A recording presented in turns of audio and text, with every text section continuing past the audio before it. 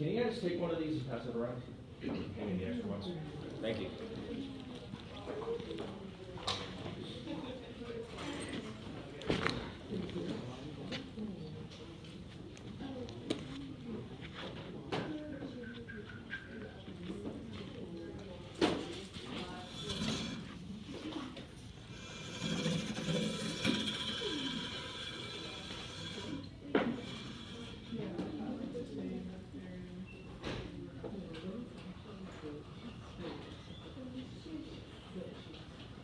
How's business until 10:45? Okay. I don't think I'll take the whole time.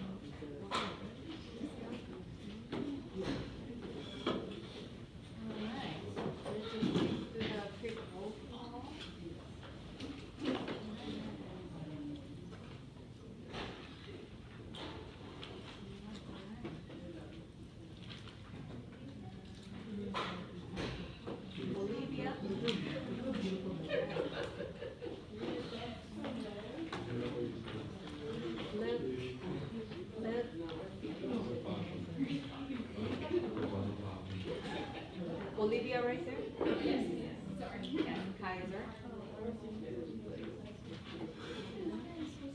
Gianna. Carly. Here. Stephanie. Here. So convenient. Why didn't I think of this? Saving chart. Lily. Santiago. Nina. All right. Mark. Simone. Here. Blanche? Okay. Julia? David? Here. Morgan? Skylar? Here. Diana? Raylene? Must be the insurance thing.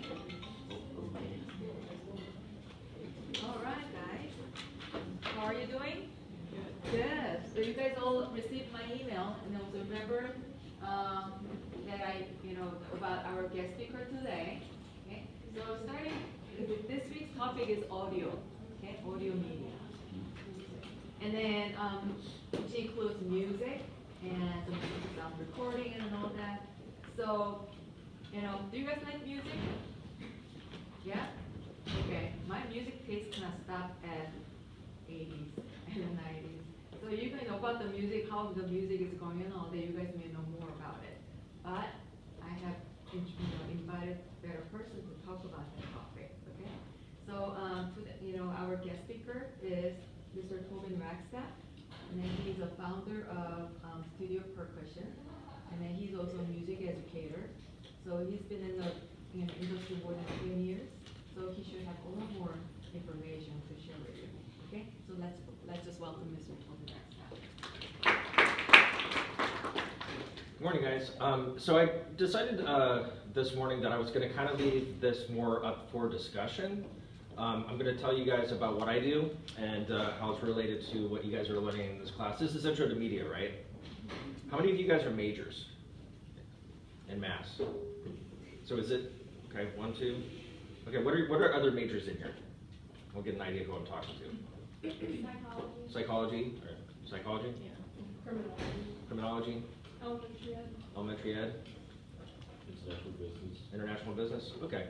So everything that I just heard there, we can tie what we're doing here today into all these things, but this is where I'm going to put out there, I'm going to learn more from you guys than you're going to learn from me today. I'm going to present you some information and then ask some questions, and then we'll just see where the conversation goes. So as Dr. Hammock was saying, I'm the founder of Studio Percussion, which is a nonprofit organization in Gainesville, Florida. I started that about 20 years ago. We've had a good run, and we're still doing it, but I'm also starting a music school here called the St. Augustine Music School here in St. Augustine. It's another charitable music school that we're starting. We started doing that back in January, so we're really, really new to it. So that's what I do for my career. I'm a music educator, but I've founded these organizations, and what we do is we provide music lessons and other artistic opportunities to people that otherwise might have a difficult time having access to it. So whether it's a money thing, or access to equipment, or facilities, those sort of things, or teachers even. So I've been doing this activity since I was a teenager. I started my first business when I was 14. and I've been working since I was 11. So I've been doing this for quite a while, and it's just something I fell in love with, so it just made sense for me to go into this as an adult. I did my bachelor's in music and family, youth, and community sciences at the University of Florida, and then had my family and raised my kids and went back for my master's degree. And now I'm starting another music school here in St. Augustine. I was on a TV show about 11 years ago called Extreme Makeover Home Edition. Some of you may have seen it. That's the episode that has Kiss on it, so I got to hang out with the band Kiss for about a week. That was really cool. We also got to go to the Rock and Roll Hall of Fame, which is actually going to be kind of the topic that I wanted to focus on today. I listen to a lot of music and enjoy a lot of music, but I have a strong background in rock and roll. And one of the things that is a conversation very often in my field is, what is rock and roll? Now, if you think about it in terms of music, usually it's stuff that's upbeat, that has like a one, strong one and a 1-3, boom, bop, boom, bop, boom, bop, rock, roll, rock, roll. And the terminology for that comes from back in sailing days when boats would rock with the moving and waving of the ocean in a rhythmic pattern, and that's kind of where it starts from. Rock and roll is a combination of a lot of different styles of music that came out of colonization, African music being brought over here, indigenous music in the Americas, combined with European music, and so all these things came together to what we have like rhythm and blues in the early 1900s, and country music, and then rock and roll the way we know it today didn't really start forming itself until about the 50s. Chuck Berry is credited for being the first rock and roller, but it was popularized more through Elvis Presley, who you probably should know about. And then now we have a whole plethora of all kinds of music today. And so one of the questions I get asked a lot is, why are rappers, for example, oftentimes inducted into the Hall of Fame? So I did some research into this to try to figure it out. So the people that are on the committee, it's a private institution, meaning it's not governed by any sort of political organization or anything like that. It's individuals that are in the industry, record labels, some bands, and also some members of the Rock Hall. You could be a member of that museum. These are the people who vote for whether a group or an individual can be inducted into the Hall of Fame or not. And so they don't just look at like, oh, is this person famous or band famous? They don't just look at how many records did they sell, those statistical sort of things. They consider things like cultural influence. And that's what I want to draw more attention to, is the cultural influence of rock music. Now, it's not just rock music. Could be rap, could be hip hop, could be pop music, but all of it kind of stems from the same place. Old rock, rhythm and blues, country, then we get rock music in the 50s, and then all this stuff takes off, and now we have heavy metal, death metal, hard rock, screamcore, even stuff like Taylor Swift, where she started out more as a country singer and now is doing more pop stuff. And then you have Lady Gaga, name anybody who's a contemporary now. And Beyonce is in the Rock Hall of Fame, and you wouldn't think of that normally, but if you think about the rhythm, all the music really has a strong downbeat and an upbeat. In a lot of this music, just different tempos. So if it's danceable and rhythmic, it's usually kind of thrown into that genre of rock music. So when it comes to the cultural aspects of rock music, this is where I'm going to start asking you guys questions. Beyond whether music sounds good to you or not, when we're thinking about the Rock Hall of Fame, what are some cultural considerations that you guys think might be important? What does rock music do, rock and roll music do culturally? You guys have any ideas? I definitely have some, but I want to pull it out of you guys.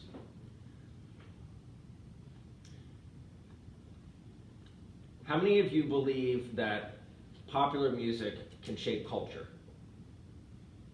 and affect things like our politics or what we care about and our values or morality? Yeah? A little bit? Okay. Do I have access to this computer? Yes. Do I have to do anything? No. So I'm going to play a song for you guys. How many of you guys have heard of a group called Van Halen? Okay. So when I was thinking about this, there were so many different songs I could probably pull up. But when I was growing up, in fact, I need to remind myself when the song came out. I think it was early 90s.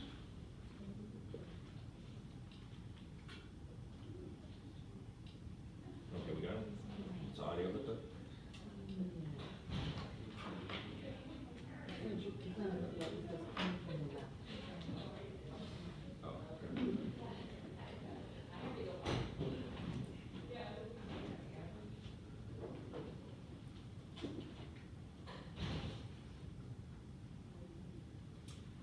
Okay, so this song came out in 1992, so I would have been about 12 years old at the time. Something that was really cool with the creation of MTV, which started, I believe, was '83, is now you have in popular broadcasting a video that's tied into music you've been hearing on the radio. And so this is like the first that this is really happening. Of course, live concerts have been filmed before and all that sort of thing, but the idea of a music video was rather new.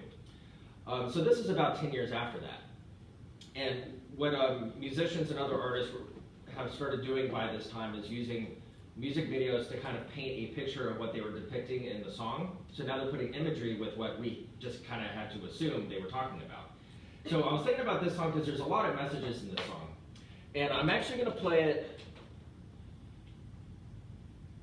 I'm going to play it one time, and what I want you guys to do, if you can, I don't know how well you, can you guys see that okay from there, from where you're at?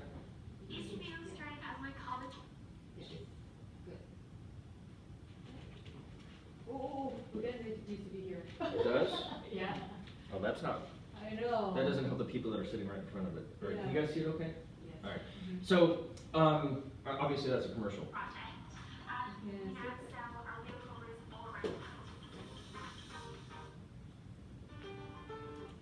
Okay. So I'm just going to play this, and you're going to see some imagery, and you're going to see some words on the screen. Some of it goes by kind of quickly, but what I want you to do is pay attention to the things you see, the messages you read. Listen to the song, and we're going to talk about that. I want to see what you guys feel like is being communicated to you through the song. There's a whole lot of stuff going on here, so there's not just any one answer. So we'll start with this.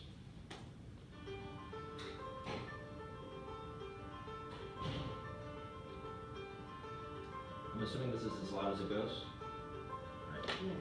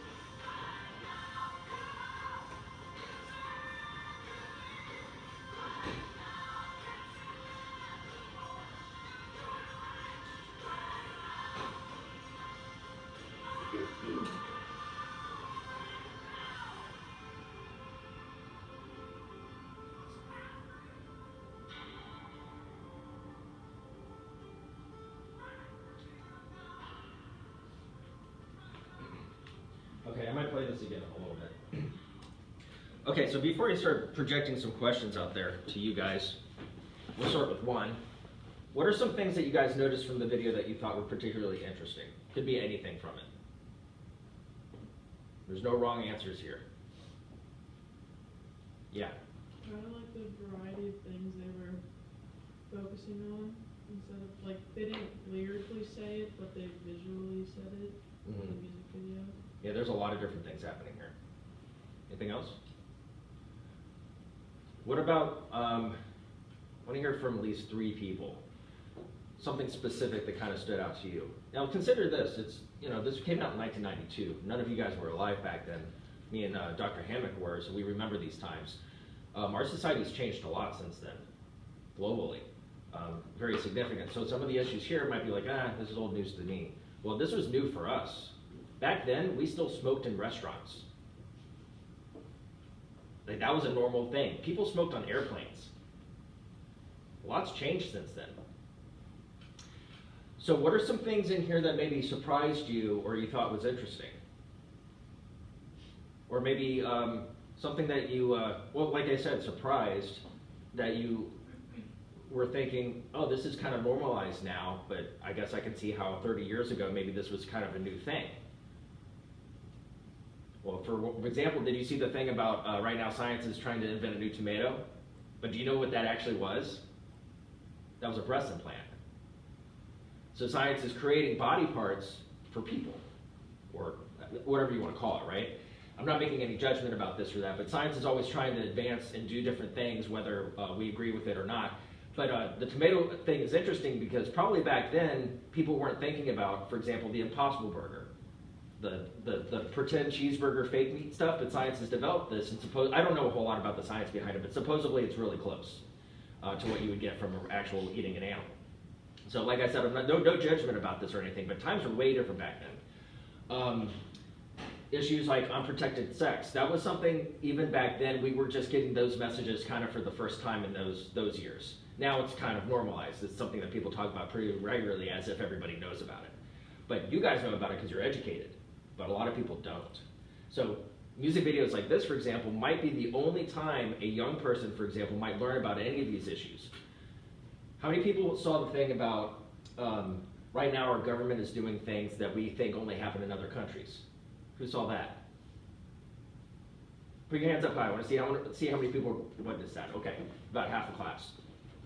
Now this is a true thing. I'm not going to say anything bad about any particular country, but our government absolutely does do things that they don't tell us about. And we think only happens in other places, but it happens here too. So these messages here are meant to get you to think about things and to think about the present. We can't live in the past, and we have no idea what the future is going to have, living in the present. So one of the largest catalysts for cultural change is music. And this is where the whole rock and roll thing kind of comes in. Rock and roll is this big umbrella of all these styles of music that people listen to. What are some of your favorite groups? Just tell me, raise your hand. Any group, artist. There's almost 20 people in this class. I like Fleetwood Mac. Fleetwood Mac? Yeah. Okay, it's pretty old school. What else? Queen? Okay. What else? YouTube. U2? I almost played one of their songs today. That song, One. Oh, They have 3 music videos for that, and they're all different. Look that up sometime if you're interested. Yeah. I like Motley Crue. Motley Crue? Motley Crue is not in the Rock Hall of Fame.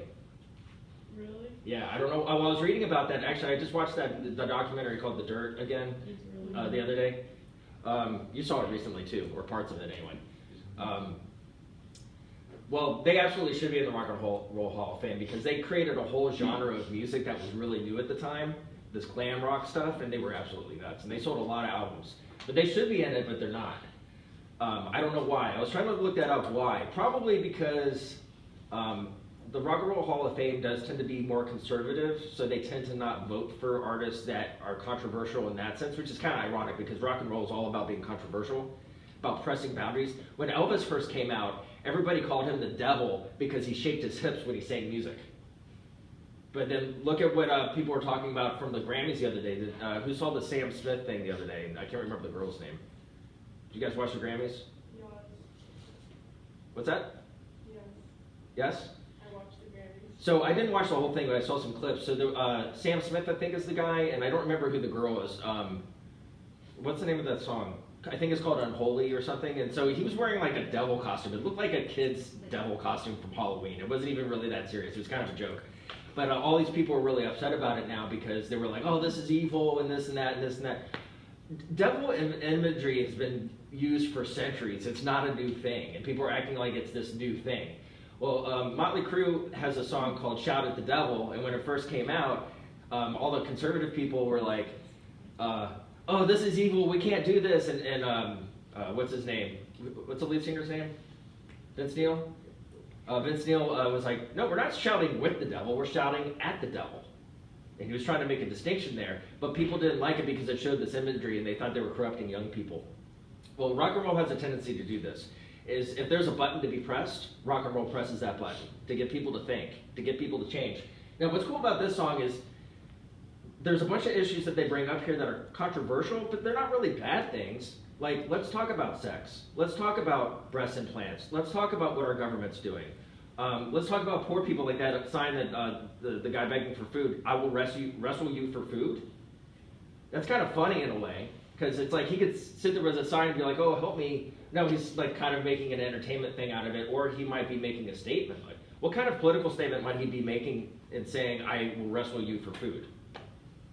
Maybe desperation, right? When I was, I studied in Columbia for about a month, and when I was there, all the people that were panhandling, they didn't just sit on the side of the road, like asking for money. They all had a trick, or something that they did. They would take like palm fronds, or whatever they're called, and make like flowers out of it and try to sell it to you through the car window. Or they would, what they do is they come down the road when you're at a stoplight, and they'll put candy or some sort of treat or something on your windshield, and then you can buy it from them. If you leave it there, then that means you don't want it. So they actually do something for it rather than sitting on the side of the road just saying, hey, give me money. So this guy's like, I'm going to wrestle you for food if you want to try me. That's kind of fun. I'd probably do that because it'd be fun. And I have some entertainment and then he gets some food out of it maybe. Let's think about other groups. Maybe something that's more recent. What is the name of that song? Little Nas did a cover of a country song recently. Old Town Road, you guys know what I'm talking about? It was a few years ago. Does anybody remember who originally wrote that song? It was a country artist. I can't remember who it is right now. Billy Ray Cyrus? Was it Billy Ray Cyrus? Maybe. It may have been Billy Ray Cyrus. So here's what's interesting to me about that is younger people hear Little Nas doing it and they're like, oh, this is so cool, I love this song. And I deal with a lot of kids. So like when that song came out, all the kids were asking me to teach them how to play that song on drums. So I was doing that. And they were like, oh, this is so cool, this is such a great song. I'm like, well, do you know this? He's not the guy who wrote it? Really? Who wrote it? And then you play the original one, they're like, oh, I hate this music. They're taking the same kind of song and putting it in a different style to reach a different group of people. And you would never know if that was the first time you ever heard Little Nas doing it, that it was originally a country song that Billy Ray Cyrus wrote. Another thing that's kind of cool that happened sort of recently is Lady Gaga did a duet album with Tony Bennett. Is it Tony Bennett?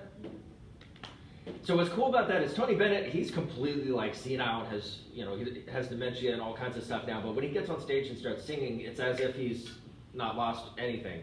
And the cool thing about him doing this thing with Lady Gaga is you have the young generation and the old generation doing music together. So that bridges a gap between older people liking younger people's music and then younger people appreciating older people's music. My dad's 70, he'll be 78 this month, and he's a huge Lady Gaga fan. My dad is like a super conservative Army colonel retired. Like, he thinks my music, all the music I grew up listening to sounds like crap. But he loves Lady Gaga, and you know how she dresses and all that stuff. I don't know what my dad thinks about that. He's really conservative. He never comments on that, but he recognizes that she's a great talent and a great singer. Okay, so a lot of the groups I heard you guys mentioning were older groups, and the newest one was actually Motley Crue. What's some newer music you guys like? Newer music, something in the last 5 or 10 years. I mean, something that kind of goes along with like these bands is Greta Van Fleet. They're kind of like trying to bring back like the older style of music instead of pop, which is popular right now. Yeah, I actually started listening to them a little bit more this year. Reminds me a lot of Led Zeppelin with what they're That's doing. what they're being like compared to, kind of. Yeah, that singer's crazy. He's really super good. What else are you guys listening to? Yeah, Like pool play, Coldplay? Yeah, but they're kind of old now. What are they, like 20-something years old now? probably. Probably. Yeah, but they're still really, really popular. What else?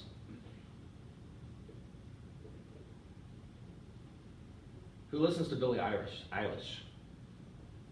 Nobody in here? Okay, I guess we won't talk about her. Okay, here's something interesting. Adele. What's something significant that happened to Adele maybe in the last 5 or 10 years? I don't remember exactly when this changed. You guys know who I'm talking about? You know, she used to be really overweight, and now she's not anymore. She's super, super skinny. And who's familiar with this? Okay, so it was when Adele came out, it was kind of a big deal. She was really sensitive about her weight. She was very overweight, and people would comment about that a lot, but she was a hell of a singer. And then she went through a body transformation. I don't know how long ago it was like 5 years or so ago, and she came out with a new album and a new image, and she's like super skinny now. So interestingly enough, people were fat shaming her when she was fat, and now that she's skinny, people are skinny shaming her because she's skinny because they loved her when she was fat. Wrap your head around that. But I think what's kind of interesting though is she made a change because she wanted to for herself, yet people were still judging her for that. But she's making a statement that even though she was very large, you can lose the weight and change your life and become healthier. She was making a statement. I mean, at the very least, just something for herself. But when you look at it from the outside, isn't it interesting that when people go through a positive change, some other people will come out and be haters on that? Let's say like you don't work out and then suddenly you get into the gym and you start working out on a regular basis, start feeling good about yourself, your self-esteem goes up and all these things are going up and school's going better, work's going better, things are going better, and then you got certain people that just want to dog on you about that because they're not willing to do it for themselves. So it's kind of like one of those things. But music does this for people. Music inspires people. What's some music that inspires you? Is there any music you listen to when you listen to it, it gets you amped up to maybe go to the gym, or maybe it's good music to study to, or makes you want to dance? What's some stuff you guys like? What inspires you? What? I would say that Bad Bunny really inspires me. Yeah, tell me about Bad Bunny. He's like a Latin guy, right? He's new to me. Puerto Rican, yes. He's been in the game since about like 2016 maybe, but he just recently got really famous. Yeah. And he's like a Latin artist. He mostly does like reggaeton and like all of that stuff, and he's just like honestly kind of perfect. Like I know. Perfect? Yeah. So if I were to pick one Bad Bunny song, which one should I pick to listen to? Maybe I would say, what would you say? Probably, well, one of my favorites right now is from his new album, right? Any from his new album. Honestly, I would say, Wait, no, I'm sorry, I really have to think. Enséñame a bailar. That one's really good. What is it called? Enséñame, E-N-Y. Okay, hold on a second. Okay. E, Spell it for the gringo. E-N-Y. Oh wait, no, E-N-S-E. Yeah, that first one. Yes. Is that Dancing the Dreams or something like that? Teach me how to dance. Teach me how to dance? Okay. Which one's the video? Is it this one? Huh? Top one? Yeah. Alright, let's check this out. Let's see what all the fuss is about. Because we can.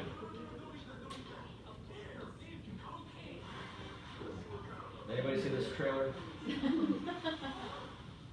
This looks so stupid, but I'm probably laughing.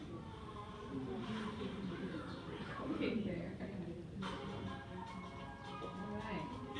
Oh, something about that trailer.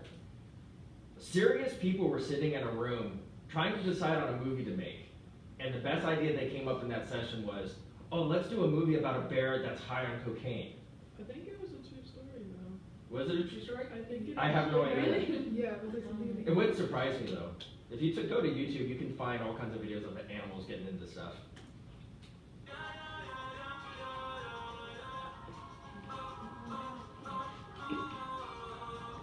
Is this just work video? It's like a visualizer, so you can like move the screen around and you'll see him sitting on the beach. Oh, it moves. What? Yeah, Yeah, you have to like, it's an interactive. Yeah. How do you do You that? move it, so you see like the arrows. push it, yeah. Oh, you guys just taught me something. I didn't know this existed. Yeah, they exist. Oh, oh. Is this cool? I don't know if this is cool. Is this cool? Now keep going.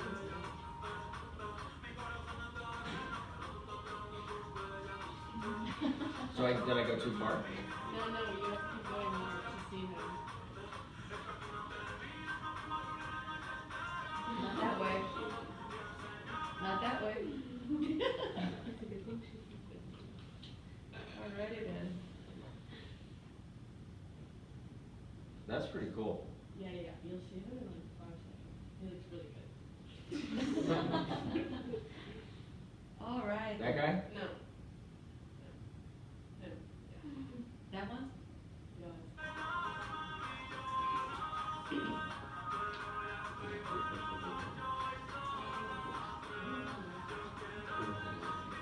So the video is us watching the meet?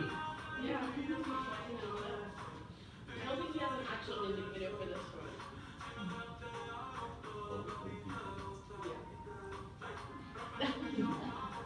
He's perfect? He's perfect. Yeah, like, yeah.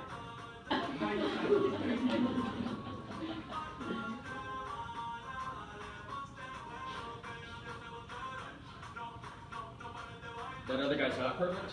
No. So he's the other ones that are kinda like this? Mhm. Yeah, more or less.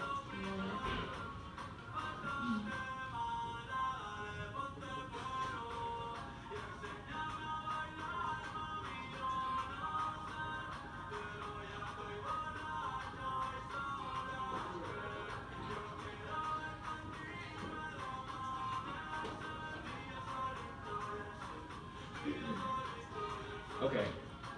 That's enough. Okay. Alright, so Bad Bunny's popular right now. What else is popular right now you guys are listening to? Come on. Please hold on, I got my music taste.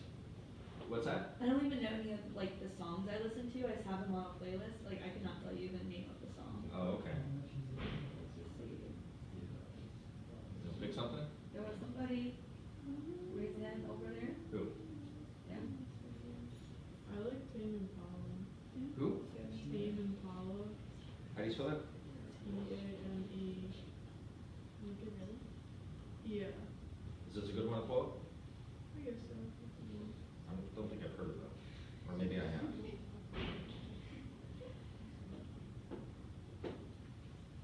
I'm a screen addicted tween. And I'm not much of social media.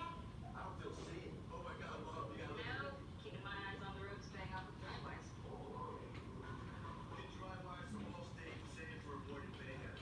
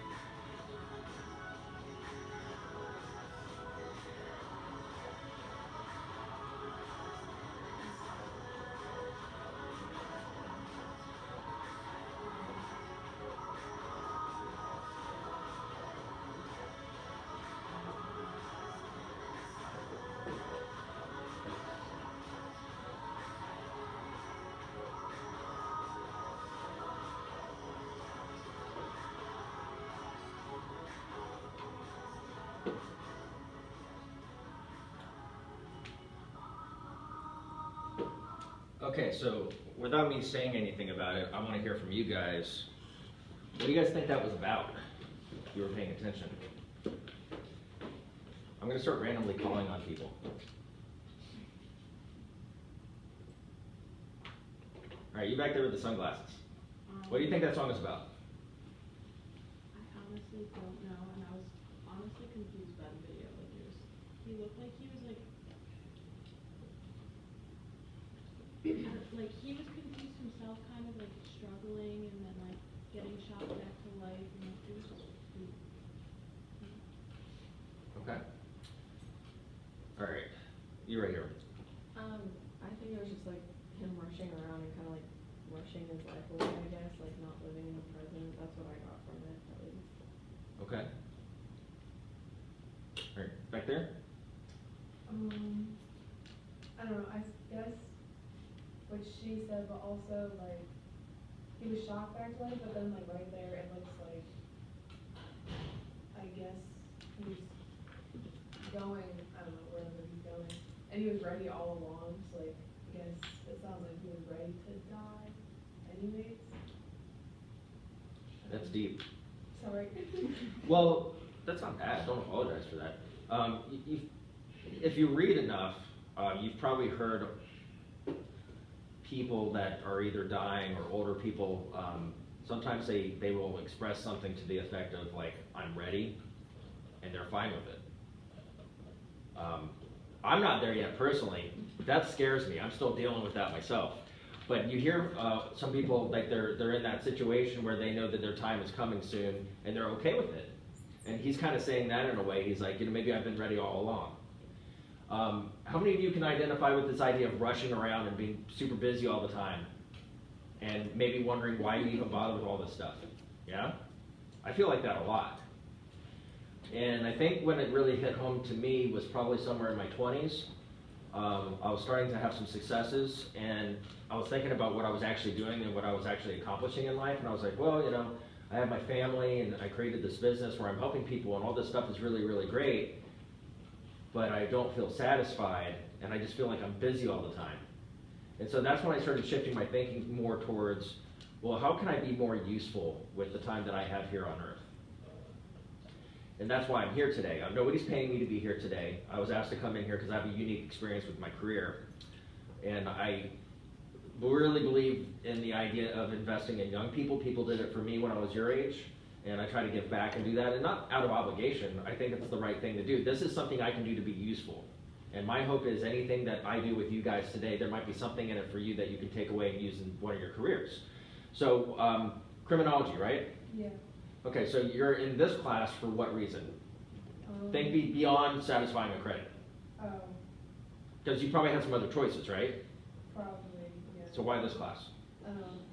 Media's interesting to me, so it wasn't as bad as the others, I guess. Yeah. Well, criminology. The one of the genres on Netflix, for example, that's most popular is anything having to do with crime-related stuff. So you've probably seen like the Jeffrey Dahmer thing that came out recently, or I don't remember the name of it. There was something about some guy that was like catfishing some girl and said it was pretending that he was like a secret agent or something like that, a special officer or something, and he was gaslighting this girl who had some sort of vegan restaurant or something. I don't know if you saw this, came out about a couple years ago. But anyway, that was on Netflix too. But anyway, these crime stories are there. And media's can actually tie into this stuff, and a lot of these criminals are really obsessed with media, and that's part of the reason why they do it. What's that guy? Is it Gacy? John Wayne Gacy. I think I watched that whole thing. That guy was actually more interested in the attention he was receiving than anything else. Like he was like totally into that, like narcissistic kind of thing. Like he didn't care about other people, and he noticed that his actions and his crimes got him attention, and he was really into that. There was another one. What's that girl's name? Who was pretending to be like this like socialite, wealthy lady, young girl? Inventing Yeah. Yeah, that one. That's interesting. So you can see how media can play a role in criminology. Some people do it for the attention, and also it shapes culture. Sometimes we look at these things, and maybe we're not a criminal, but we look at these things and we're like, wow, there's people really like this. You know, there's certain politicians, I'm just going to say a general statement, certain politicians that you know they don't care about you. They just like the attention. And some of them make it really obvious that that's all they care about. So you can see how the public relations and mass communications type topics can relate to what you do there. Then there was a couple psychology majors in here. Raise your hand again. There's two over here. Okay. So how would it relate to psychology? Why are you guys in this class?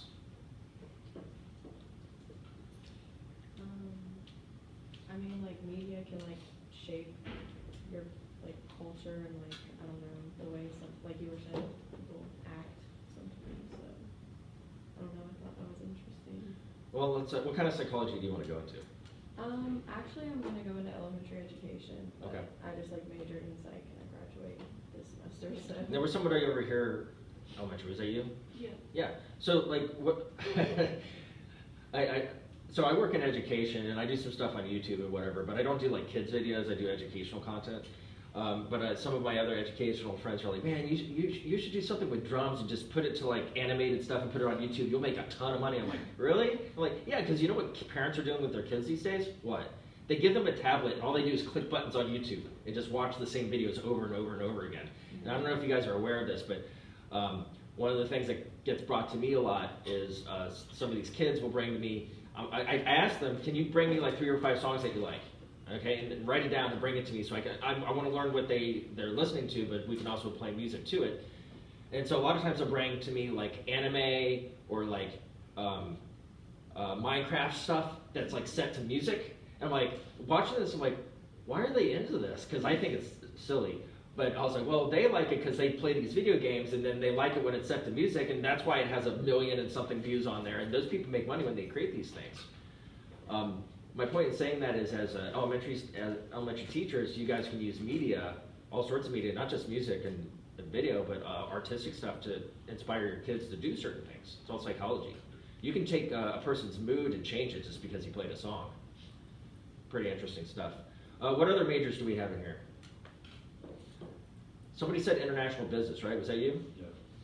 Okay, where are you in this class? Just for the media, honestly. I mean, media is very relevant for everybody, I guess. You can use social media and stuff. So, especially business and stuff on social media. Something that is a really easy example of this is K-pop. You guys know K-pop, right? Very international. Popular music from Korea. And I'm not saying this because Dr. Hammock is Korean. She just happens to be. But this is a great example of it. The people who behind K-pop, that whole industry, have done a really great job trying to understand how they could relate their culture to other parts of the world. And they're doing it for 2 reasons. One reason is, of course, they want to make money. But another reason is South Korea is trying to make themselves more prominent on the world stage. And the best way to do that is through media, social media. So like if you go to like TikTok or Instagram or whatever, you see not just like the K-pop dancing and the music, but also the fashion and their interviews. And now people are doing these, what are they called, viral dances with them and all this kind of stuff. And it's proliferating a culture beyond just the music. People are learning about Korean culture, things that they never knew before. I didn't start listening to K-pop until about maybe 2 years ago. And I stumbled upon it by accident when I was studying something else. And I was like, well, this is weird. Why are there like 13 girls on here and half of them are singing and half of them are not? Are they really singing? And I'm like watching this stuff, I'm like, oh, wait a minute, this kind of reminds me of like NSYNC and Backstreet Boys and all this stuff back when I was growing up. I was like, okay. And I was like, well, okay, you got all these beautiful young women doing these crazy hard dances and the music's actually really good and their stadiums are completely full when they do these shows. There's something to this. So I started paying attention to it. And a lot of it is the marketing and the public relations, even more so than the talent. But if you don't have the talent, then you don't have anything to show off anyway. But that could be related to your international business stuff. What about international business appeals to you? The fact that I'm not from America, so I live like internationally, so that helps me as well, like in the business side of it.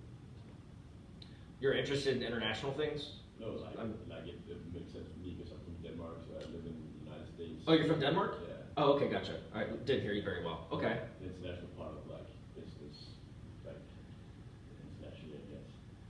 One of the things that I feel like I've learned, having been to about 13 countries now and studied in a few of these places, is people at the end of the day all want the same stuff. And if you can wrap your head around that, it makes it really easy to relate to people of different cultures and different languages. People at the end of the day want the same things in life, even though we're very different in a lot of other ways. But K-pop is a really great example of how they've taken this music and developed it in such a way so that it appeals to a very large audience. And so now they take songs and they'll not just do it in Korean, but also in English and also Japanese and some other languages sometimes too. What are some of the other ones they do? Japanese and Chinese. I think that some Chinese, right? What do you mean Lyrics, lyrics?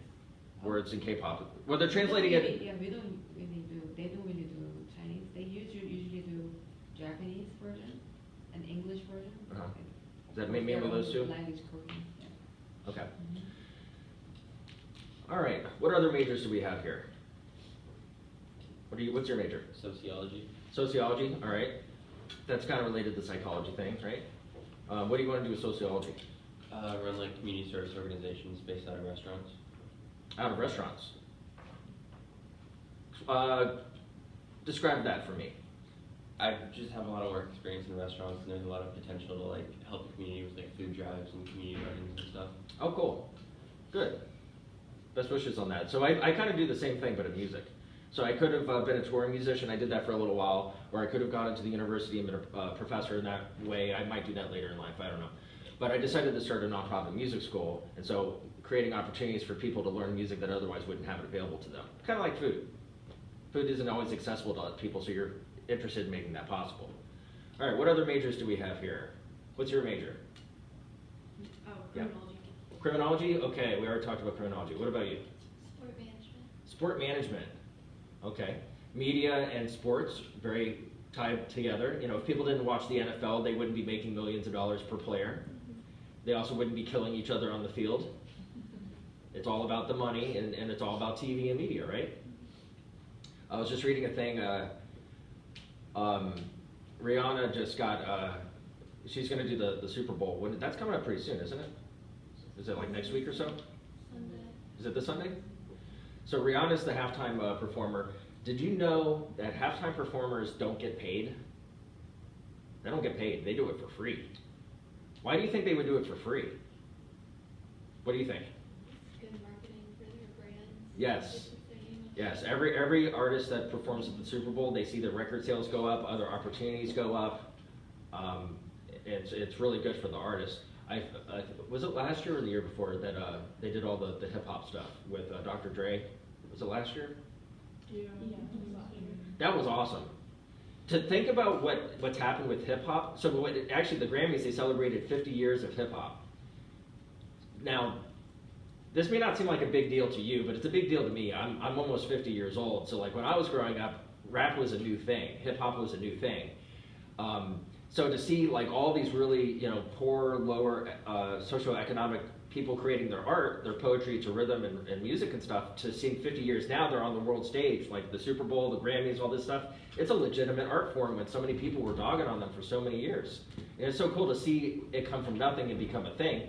And these people are becoming inductees into the Rock and Roll Hall of Fame. So it goes back to the rock and roll thing. Why would they include rappers in the Rock and Roll Hall of Fame? I kind of touched on this a little bit, but I wasn't very direct. Why do you think they would include rappers? I feel like rap has like a slight roots in rock in general, and also it's like a whole different mindset. Like it changes society a lot. Mm-hmm. Like when you think about a lot of the newer rappers, they talk about coming from nothing, and like the hardships they face with like alcohol and drug abuse or their families, or like the police brutality and stuff like that. So it kind of puts a mindset in people to see like what they're not seeing in general based off of where they came from. That's an excellent point. And in fact, if you take anything away from this session today, that's exactly what I want you to get out of it, is the idea of the Rock and Roll Hall of Fame. I've been there. I think it's really, really cool. I don't worship the organization or anything like that. I think it's cool. I've been there. So I'm not trying to promote them as much as I'm trying to promote the idea that popular music under the moniker rock and roll tends to be controversial, or it gets you to think about things. Particularly with rap and hip hop, early on they talked a lot about gangs and things related to that, shootings, drive-bys, drugs, all this sort of stuff. And then what I thought was kind of interesting is over the years, the originators of all this stuff, like NWA, you know, Dr. Dre, Ice-T, Ice Cube, all these older guys, as they grew up, became more mature, and they started getting away from gang life, they started becoming more entrepreneurs and running businesses in addition to their art form as music. Well, Jay-Z would probably be the obvious example. If you know anything about Jay-Z, he's considered one of the best rappers ever. Well, he is the dude on top that signed like Eminem and Beyonce and whoever else, Snoop Dogg and a bunch of all these other people that we all know today are super famous now. He was responsible for all this and created a business out of this whole genre or culture. And he doesn't just produce music, he has his hand in all kinds of sorts of businesses and stuff, but what he's showing is he's showing that people that grew up like he grew up can accomplish something, because he grew up in a broken home, lived in the projects, didn't have anything growing up, his dad left when he was young, had nothing, but he built a life for himself, so he's an inspiration to other people that are in similar situations to what he was in, that are kids now.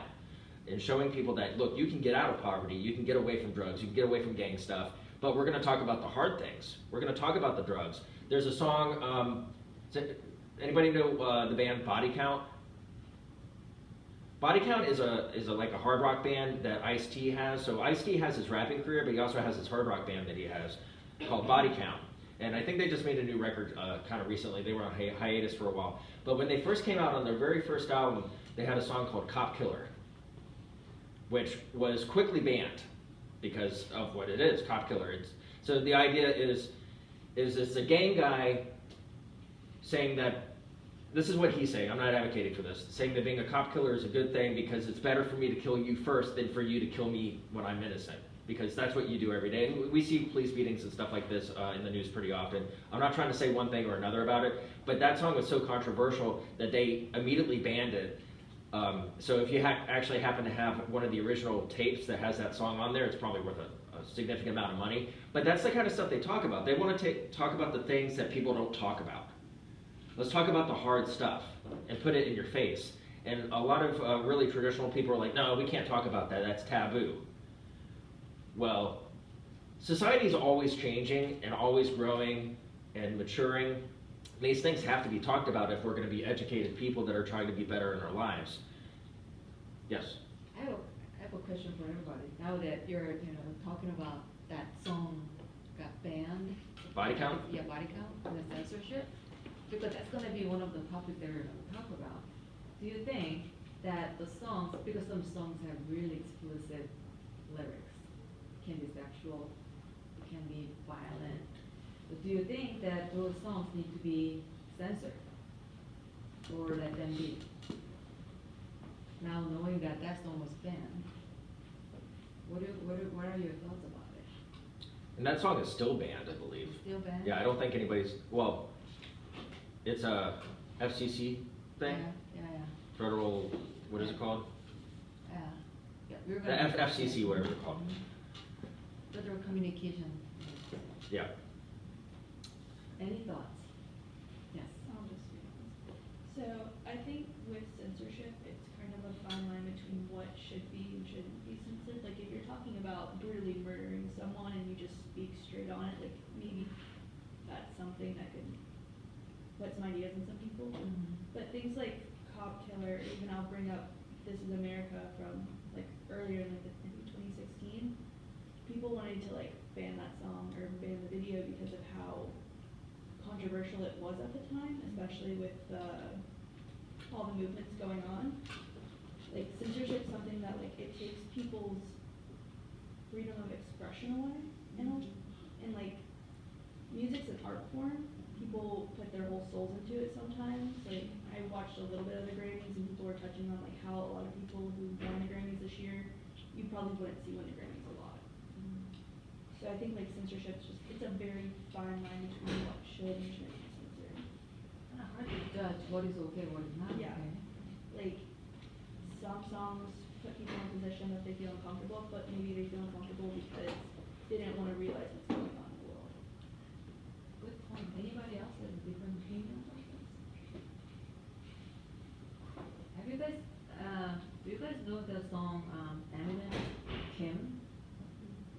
heard about it, I was kind of shocked, because I was looking into, because I'm teaching this topic, I kind of looked up the most disturbing songs. And it was included, okay? And then it was outright, him venting about taking out on his ex-wife. I'm gonna beat her up, and it's just really explicit. It's just describing how he's gonna beat her up, and that there's a screaming, included in the song, and then just all the swearing, and then literally just he's killing her. Yeah, right? And then that is a song, really violent. So just controversial. And then the music video is all about that too. So just something like that. Is it okay? But then it is controversial. Some people may say that, oh, he needs to be banned. Or some people may say that, just let the, market self-regulate. You cannot really judge. What are your thoughts about that? I'm not supposed to say that when you're talking to people. That's loaded. My opinion is this. Every group of people decide for themselves how they want to regulate themselves. And that's something that's really difficult for the United States because we're such a mixture of so many different types of people. It's so difficult for us. We don't identify as any one thing. We don't identify as any one religion or any one race or any one socioeconomic class or philosophy. We don't. We're just so many different people from so many different places. So it's difficult to say what's okay and what's not okay here. And I have a problem with the idea that, okay, we're going to ban this song about, like cop killer, for example. We're going to ban this song, but then what do we see on the news every day?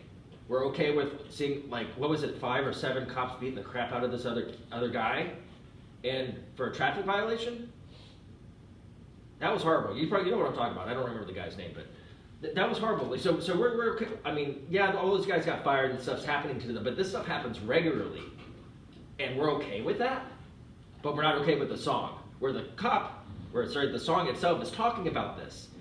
He's not saying that you should go out and kill cops. He's saying, better you than me, because F police brutality. That's the whole point of the song, and about that time it came out was around the LA riots and stuff in the early 90s. Now, I'm not jumping into opinions about what I think about all that stuff, but why are we going to censor one thing but be okay with another thing? Why is it the Bible talks about sodomizing women and children and other men, and we're okay reading that, but we won't read about modern sexuality stuff in the news today, and it's all taboo? If Madonna and Britney Spears kiss each other on stage in a performance, why do we have a problem with that? But we have the Bible that we read every Sunday that says it's worse than that. I'm just making comparisons here. Why are we okay with watching documentaries on, or even horror movies? Let's say the series called Saw, or the series Hostel, or related things where they're very grotesque kind of movies. We're okay watching that kind of stuff, but we don't want to talk about how these things really happen in real life, especially with child trafficking, human trafficking. These things happen. They didn't come out of nowhere. Nobody just invented this stuff. These things happen, but we don't want to talk about it? That's where I have a problem with it. Now, let's bring it back to rock and roll. Rock and roll does a really good job kind of pushing people's buttons and testing boundaries. Let's get you to think about stuff that you're not normally thinking about. There's one thing on here, right now somebody's having unprotected sex. Well, whoop-de-doo, who cares? Oh, wait a minute. We should care because you have things like pregnancy and STDs, and maybe think about what it does to your psyche if you're a promiscuous person, for example. How does that impact your ability to love an individual? I'm not making judgments about any of these things, but these are all psychological and social issues. These all have impacts. The idea that right now our government's doing things that we think only happens in other countries. The U.S. military has a whole book of all of their inventory. And their inventory includes not just weapons and things like that, but it has inventory of drugs and certain types of money and different currencies that are available to anybody who has to do negotiations internationally. The U.S. military very regularly will trade cocaine to foreign powers to get information or people or other resources from them, or even food. This is a very normal thing. When I found out about this blew my mind. So we're trading illegal substances for things that we need in our U.S. military when we're overseas, or even do it domestically. Yes, we do.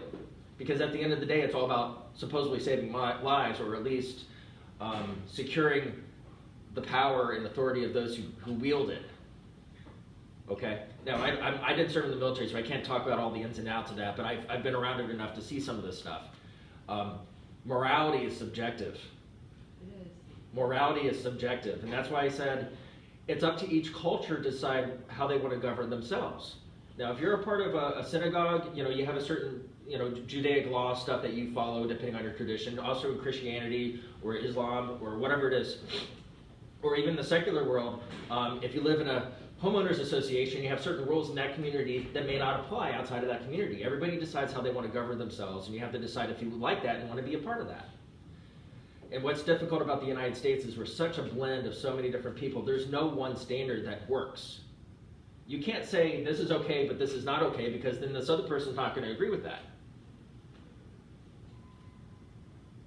Morality is subjective. But I think everybody at the end of the day that they can probably agree with themselves that if you love yourself and you love other people, that's a good place to start.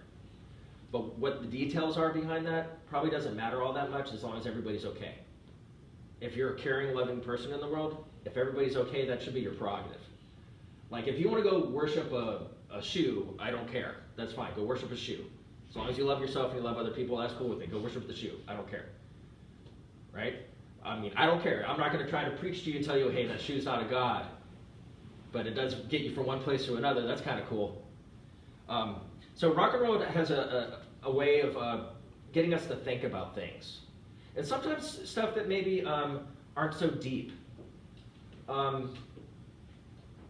mean, the song that we just saw here, it's kind of deep, but I feel like this a lot. Like sometimes I go through life and I'm like, why am I doing this? It's the same thing every moment, every day. Talking to another class, why? What's the greatest hope out of this? Why am I here today? Why did I wake up early when I could have been in my bed sleeping? Because I think this is fun for me and I hope maybe you get something out of it. Hopefully this is a little bit different. I think sometimes when you're sitting in class, you're like, oh, more information I have to regurgitate into a paper or on a test. Do you realize everything you're learning in class right now, even right now, is something you're carrying with you the rest of your life? And it's up to you to decide what to do with that information. I'm not telling you what to do with it. There's something in here, even if it's just observing one of your classmates talking about something, it's going to impact you in some way, if you let it. And I'm not telling you what to think about that stuff. It's up to you. And regardless of whatever pressures you might get from your family or anybody else you're involved with, you're here this morning because you chose to be here this morning. It's still a choice at the end of the day. No one's forcing you to be here. So, great point. We have a few minutes. Any questions for the guest speaker about the music? About anything that we discussed in the class so far? Can you talk a little bit more about like what you do in your nonprofit? Okay, so we're a 501c3 nonprofit music school called Studio Percussion in Gainesville, and we're starting one here in St. Augustine called the St. Augustine Music School. So we're a charity in two ways, basically, maybe three ways. One is we collect instruments that people donate to us, and we either use them in our school, or we donate them to students, or we donate them to other schools or organizations. That's one of the things we do for charity. So we don't sell them to people, we donate them back. So basically, a way to look at it is just people who have instruments at home that are collecting dust, nothing's being done with it, and so we solicit donations to ask them, hey, if you have stuff sitting around, give it to us, we'll put it in somebody's hands so it can be used in some way. Another thing we do is if somebody can't afford to take music lessons, to pay for it, we provide scholarships to them so they can with a teacher. Sometimes they have full scholarships, sometimes it's just a partial scholarship, it just depends on where they land financially. We go into schools and do presentations, kind of like what I'm doing here today. I'm talking more today, but usually I would go into a school or an after-school program and perform and talk about something music-related. We do those things. We usually don't charge for that kind of stuff. We do still have to pay our bills, so we apply for grants, solicit donations, sell things from time to time to help raise money, just like any other charity might. But that's basically what we do. And at the end of the day, as long as people are learning something and having fun and having access to it, that's what we care about. That's our goal. And I've been doing that for a little over 20 years now. Good question. Any other questions for the guest speaker? I have one question. I hope that we can get the answer. I was also always wondering, we were talking about digital transformation, right? And then we all listen to music, and then we also, learn about how media have changed over time. Have you ever wondered that musicians, do they make more money now? I mean, just in the past, things were quite simple. So in order to listen to music, we needed to go to the store, buy tapes or CDs, and then just like the other merchandise, some of that, profit would go to the singers and musicians. But nowadays it's all streaming services. Nobody owns anything nowadays.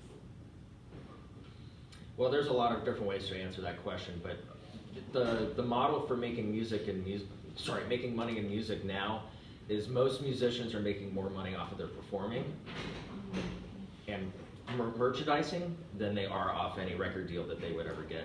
And this is why the indie music scene has grown up significantly in the last decade or so, is bands are starting to be able to do stuff for themselves. A record label is basically like a bank. They loan you money to make a CD, you have to pay them back, and then you get a little bit of the money along the way, and then at the end, they still own the rights to your stuff. This happened in the news with Taylor Swift kind of recently. She just recently got out of her contract with whatever record company she was in, and she's been in it for like 20 years. So she has some 20 years of music that she doesn't own. She doesn't own her music. And when she left the record label, she can still perform her songs, but she doesn't own it. So those recordings she made, she can't do anything with that. She doesn't make any money off of that. She might still get some royalties or whatever, but so what she did is she decided to re-record all of her hits and do them a little differently, so now she's promoting the stuff that she did instead of the record company. So the record company is like a bank. They make money off of you, they own the rights to your stuff. Musicians are making more money off performing and also their merchandising, like shirts, hats, t-shirts, whatever, that kind of thing. They make a little bit of money when you download stuff from Apple Music or wherever else you get your music from, but not a whole lot. If you want to support musicians, the best thing to do is to support them directly. Just kind of like if you want to support rescue dogs or something like that, you could just give money to, what are they called? The United Way, but the United Way pays themselves first, and then they pay all their administrators and whatever, and then the money gets down to like Humane Society or whoever it is, and then Humane Society pays their staff, and then pays their administrator stuff, and then maybe a dog might get a bowl of food. So if you want to help that dog out, foster the dog, adopt the dog, or just give money directly to a family who's doing that. So I run a charity, and what we always say is it's better for us to serve the people directly rather than use another organization unless there's synergy. If we can partner with another organization and combine resources to create a bigger thing, we do that. But if there's going to be a lot of money sucked into admin stuff and these sort of other costs, we try to avoid that kind of stuff because we're in the business of doing charitable work for the charity work. We're not in the business of doing it so I can have a great salary. That's not the point of it. So musicians, that's kind of where they derive their income, is through eliminating as much as the fat as possible where money gets distributed to other people so they can have as much as they can for themselves. Support local artists if you care about it. That's usually where better music is anyway, because the music you hear on the radio, most of that's not even written by the people you're hearing it from. It was written by somebody else. The music industry is controlled very much like politics is controlled. The people that you hear are the people that they want you to hear. You learned about the consolidation and all that, concentration of the ownership, right? Media industry, the same. Alrighty, we're gonna wrap it up. Let's just thank our So all of you guys have a card for me. If you want to reach out to me for any reason, for anything, you're always welcome to do so, okay? Thanks, guys. Great questions. Thank you. Thank you for your Yep.